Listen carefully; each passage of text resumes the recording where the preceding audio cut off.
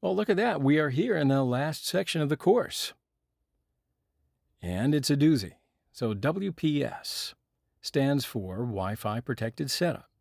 Yeah, we mentioned it at the beginning, but I want to continue and get into some details.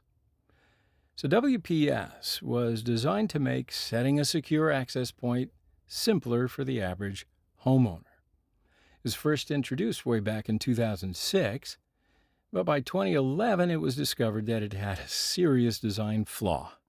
The WPS pin could be brute forced rather easily. Now, with only 7 unknown digits in the pin, there are just 9,999,999 possibilities, and most systems can attempt that many combinations in a few hours. So once the WPS pin is discovered, the user can use that pin to find the WPA2 pre-shared key or password. Now, since a brute force attack against WPA2 protected access can take many hours or many days even if this feature is enabled on the AP and not upgraded, it can be a much faster route to getting the PSK. So it's important to note here, though, that the new APs no longer have this vulnerability, since this attack will only work on APs sold during that window between 2006 and I'd say early 2012. Now, since many families keep their access points for many years, there are still many of these vulnerable ones around.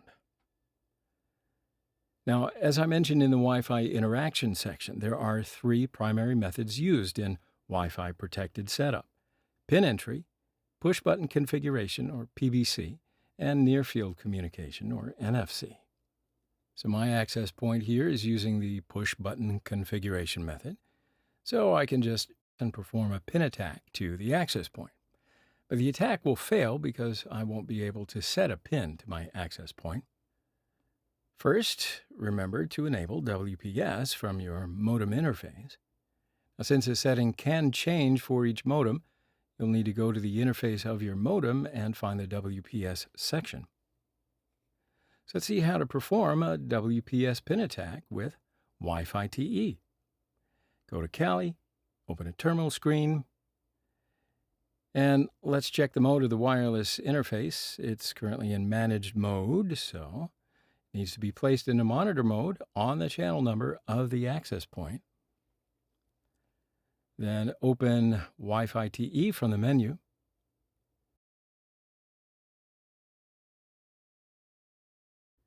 And here are the options for the WPS attack. Run Wifite with a WPS parameter. Then when you see the target access point, just keyboard command Control-C. Select the number of the target access point. And that's all. Wifite starts the WPS attack, and it will try to crack the pin with 2 different methods. Now you can see here that my attack failed because there is no pin. If you can activate WPS with a pin method on your access point, you can follow those steps, and you will crack the pin.